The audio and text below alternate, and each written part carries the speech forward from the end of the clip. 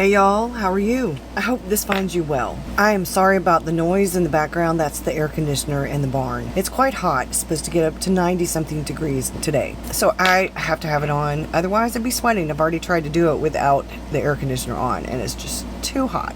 You might want to grab you a cuppa. By the way, my name's Burgess Taylor, Journey with Burgess. If you're new here, welcome. If you've been around for a while, welcome back.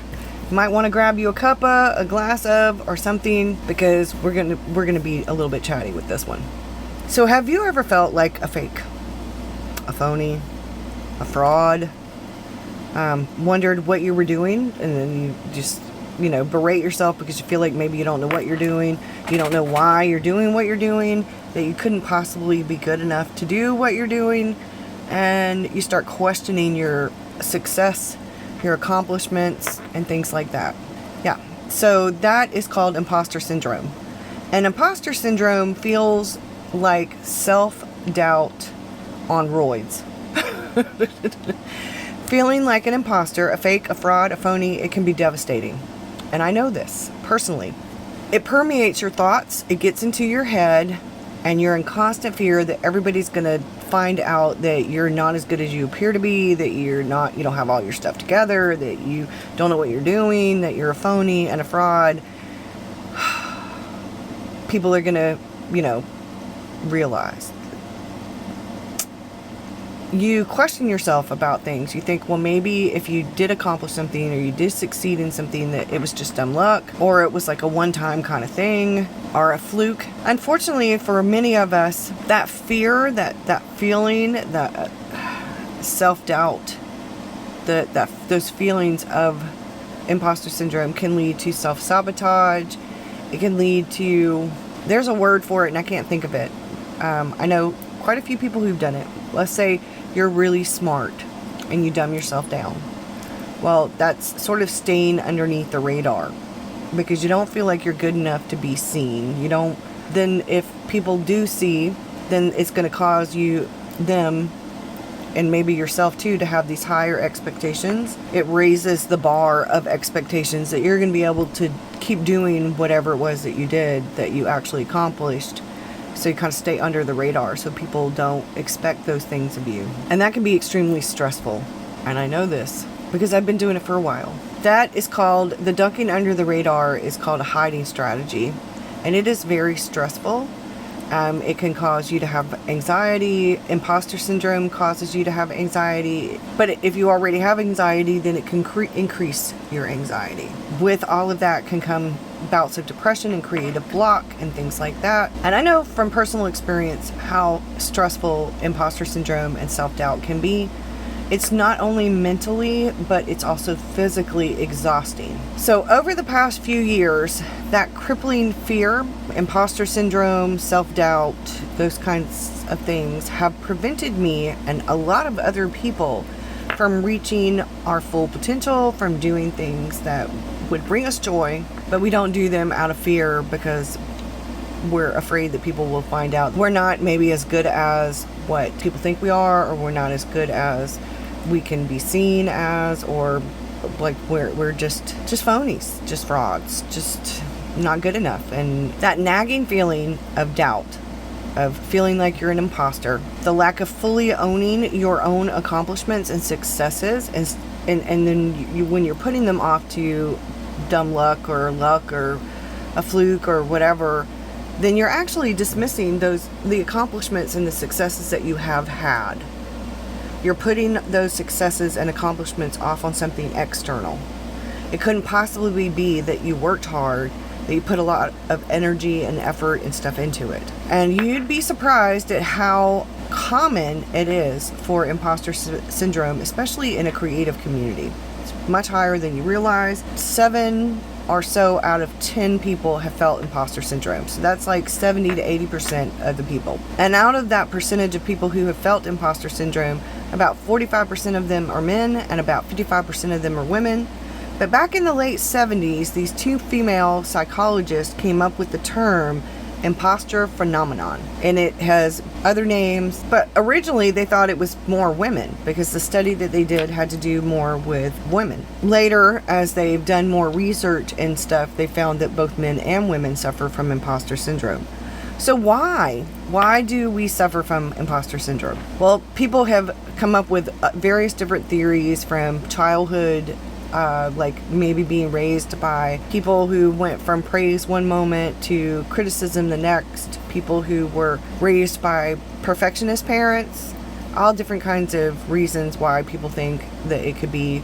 But I think one of the things that is similar among all of the research that I did is that feeling of not being good enough, self-esteem issues, perfectionism is a big thing. Being different. When you are a sort of an outsider, you already can feel that way. I think one of the reasons it's so prevalent in a lot of creative fields is because of social media and the internet and how on we are often having to be.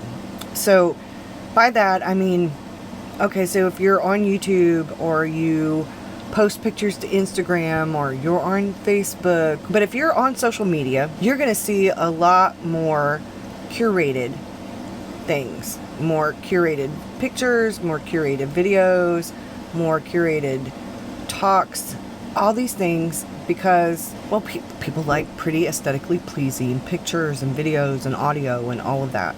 But what that doesn't show is the work that came before the pretty picture, or the work that came to make that video look that way. All the editing, all the skills and the knowledge that I mean, when I first started YouTube, I didn't even know how to edit a video. No clue. It took me like 10, 15 times to get a video filmed, and then I look back at my old videos and I'm like, oh. But one of the reasons I started YouTube to begin with was because I wasn't really seeing very many people around my age who were doing videos about NaNoWriMo, and I knew there were a number of people participating in NaNoWriMo because of the forums and the groups and stuff. So I knew there were people out there participating, but there weren't really very many people doing the videos on YouTube about NaNoWriMo. And I was like, I'm not the only one. Well, I couldn't find it. Well, what did they tell you? If you don't find the book that you want to read, write the book you want to read. Well, if you don't find the videos you want to watch, make the videos you want to watch, right? And the better that I got at things, once I started editing videos, I wanted to get better at it, and I wanted to get better at it, and I wanted to get better at it. I had these goals and this image, this vision of what I wanted my YouTube channel to be. I wanted to share. I wanted to inspire and motivate other people to be creative. It became more than just about NaNoWriMo. It became about journaling and planning and all these things.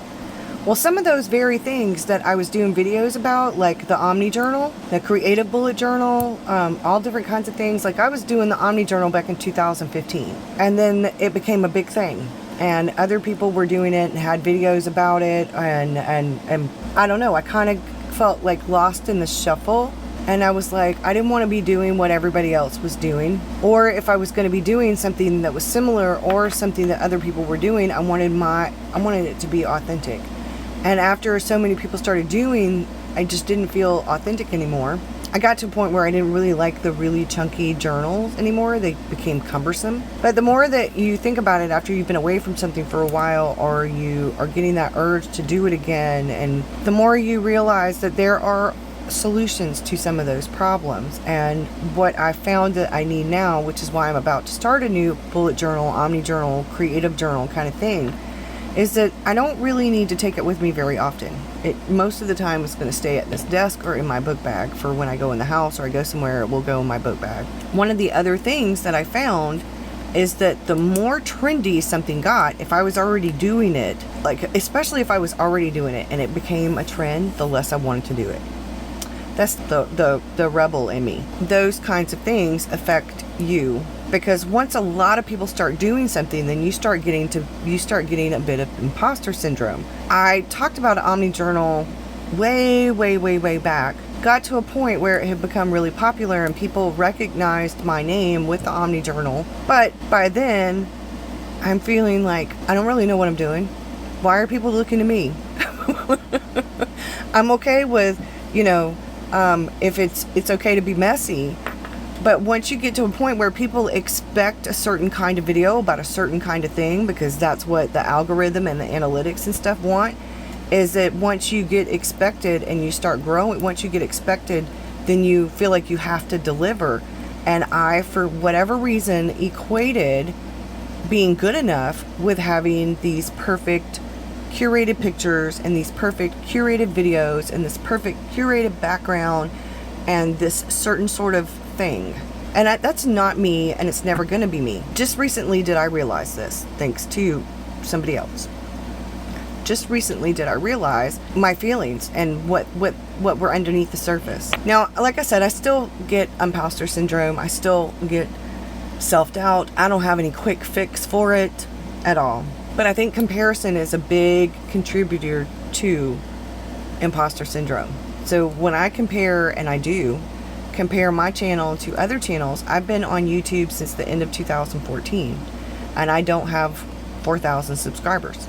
I was close to, and then YouTube started doing their cleaning thing. I have to have some kind of work-life home balance. I have to be able to spend time with my loved ones. And because I'm really not that techie, it takes me all day pretty much to edit a video. So if I'm spending half of the day filming a video, and then I'm figuring out all of the things that go with the video, and then the next day I'm spending the whole day editing the video, and then it takes a couple of hours to upload a video, and then you have to find all of the stuff that you might need to go in the description, unless you just bypass that, and sometimes I do. I'm doing it all by myself, and I don't know that much about it. I've learned along the way.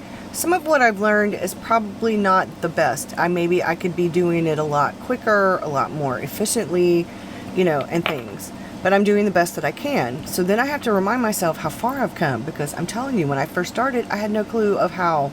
The editing process of a video, I had no clue about whatsoever at all. And ADHD and imposter syndrome, I think, sort of go hand in hand, because I think you get hit harder. We already doubt our accomplishments. When you have numerous unfinished projects and you suffer on a regular basis from a lifetime of chronic underachievement and unfinished project. Because like I said, if you finish a project and you get it done, you actually can focus long enough to get a project done, then there's this higher expectation to do it again and again and again and again. And you have anxiety over, and then, you're fighting distractions constantly. So I think one of the best things to do, though, to sort of fight imposter syndrome and self-doubt, anxiety over all of this, is to, one, give it a name. It is awareness. It has a real name. It exists. You are not alone. You're not the only person feeling this way. You can recognize that this exists. And then hopefully that helps you begin to change the narrative. 2, as part of the narrative, perfection is a myth. Perfection does not exist. So this whole idea of perfectionism, we want to be perfect, there is always a flaw. Even if you can't see it, there's always a flaw. We're human, we're all flawed. And things might look aesthetically pleasing and perfect, but you never know what's going on behind the scenes, or in that corner, or whatever, because right now I can tell you that corner is a mess over there. Number 3, make a list of your accomplishments and your successes. So one of the things that I could say, hey, wow, my journaling's changed a lot over the years. How I journal has improved. How I organize has improved. Keeping up with things has improved. My art skills have improved. My drawing and watercoloring. I'm still not great at certain things, but I've gotten a lot better. I am in no way, shape, or form a professional watercolorist or artist or a writer or any of those things. I'm a jack of all trades and a master of a few. And I'm okay with that. One of the things that I am successful about is living a creative life and being creative. And if I list some of those accomplishments, especially when you can look back at your older videos, you can look back at the pages of your old journals, your old planners, your old, you're like, oh, wow. Number 4, don't wallow in the self-doubt or the imposter syndrome. You have to change the negative. So instead of saying, I'm so stupid, I'm so dumb, boy, I screwed that up. Instead of having that negative self-talk, because I don't think any of us are stupid, but we all have stupid moments. I often have to tell my grandson this because he, for a couple of years now, started this with the I'm dumb or I'm stupid. And I'm like, where in the world did you hear that? You're not dumb or stupid. He was like, well, I did this. No, I was dumb. I said, maybe what you did might have been a bit dumb. But you're not dumb. Just because you make a mistake or you're not perfect at something or you fail at it and you have to try a few times, that doesn't make you dumb. It doesn't make you stupid. It doesn't make you a phony or a fake. We all learn and grow. We all have to learn and grow. We all make mistakes. Learn new skills. Chronicle your learning of the skills. It will help you that you see how far you've come. Which leads into number 5 with the educating yourself. When you learn new skills, when you learn how to get better at something, like for me, being behind the camera triggers my anxiety beyond belief. Oftentimes you see me bouncing, that's the ADHD, that's the fidgeting and the anxiety, which I have absolutely no control over, and I just have to roll with it, make the most of what are, real issues that I have to deal with. Educating yourself could be about any number of things. It could be me taking a watercolor class or a drawing class. It could be me getting on some avenue like YouTube or Skillshare or this is not sponsored, or Udemy or whatever, and learning how to edit videos better, watching YouTube videos of how to do it, all different kinds of things. It could be me researching information and learning about something like lighting and things like that. So educate yourself, because the more that you know, the more that you learn and grow, the more educated you are about it, and the less you are likely to wallow in said self-doubt, because you can go, hey, these are real accomplishments. These are real successes. I wouldn't say let your ego take you away with that either, because then you end up on the other thing, because, with this higher expectation thing, and then you get scared and you want to hide. That's a whole different kind of thing. Practice. That would be the next one. Practice. As you're learning and growing, in order to get better, you have to practice. So if something's making you feel like a fake or a phony, or you're not sure, do it. Research it. Learn about it. Practice, because you're going to get better. The next one would be to ask for help. Have a supportive community, tribe, friends, people, loved ones. If you need to ask for help, ask for help. If you need to research things and get help that way, hire somebody, whatever it is you need to do, don't be afraid to ask for help. A lot of people view asking for help as a weakness, which just makes us feel more about ourselves, then we feel weak, and that's a whole different ballgame when it comes to imposter syndrome, because that does make things worse. It can trigger stress and anxiety. Remembering your failures is something that people with ADHD tend to focus on. If you can flip it around and start focusing more on what you're learning and your improvements, and that it's a process and that you're a work in progress, I think the more that will help. Because do I sometimes feel like a phony? Yeah, I do. Especially when people get on YouTube and they've been on YouTube for 6 months to a year, and then they've got like 20 something, 50 something, 70 something, 100 something thousand subscribers. And I keep looking at that negative number because YouTube's doing the cleaning, and I keep losing subscribers, and I've lost over 500 or 600 or 700 in the last 6 months. And I'm like, but I'm not on here for the numbers. So why are the numbers important? The numbers are only important because it fuels that self-doubt. So do I want to grow YouTube? I do. And I know some of the things that I need to do in order to do that. Some things I'm willing to do. Some things I'm not willing to do. I'm not willing to curate and to pretend that everything is happy-go-lucky all the time, that I have this perfect life and perfect art and perfect sketchbooks and perfect bullet journals and perfect spreads and all of that. I'm not willing to fake that. Do I sometimes fake it until I make it? Yes, I do sometimes fake it until I make it, but that has to do with more of an emotional thing. If I'm feeling bad, if I'm feeling super anxious, if my depression has really been bugging me, if the ADHD is a bit out of focus, I will sometimes fake being calm and having it together so that I can do a video. Because fortunately or unfortunately, depending on how you look at it, this is what I do. It's what I do for Patreon and everything. This is what I do for a living.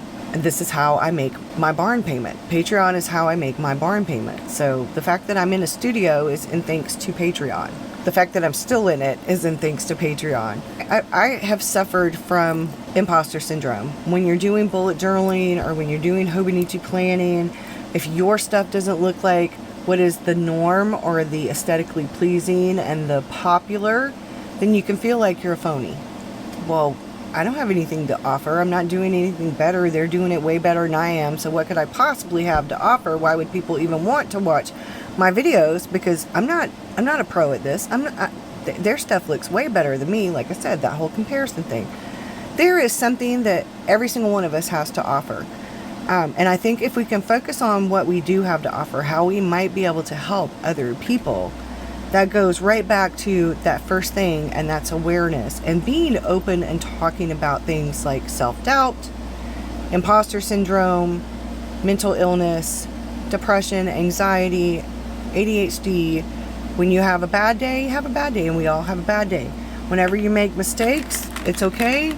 We all make mistakes. That's what I got correction tape for. So yeah, I'm gonna close out with a quote from Julia Cameron.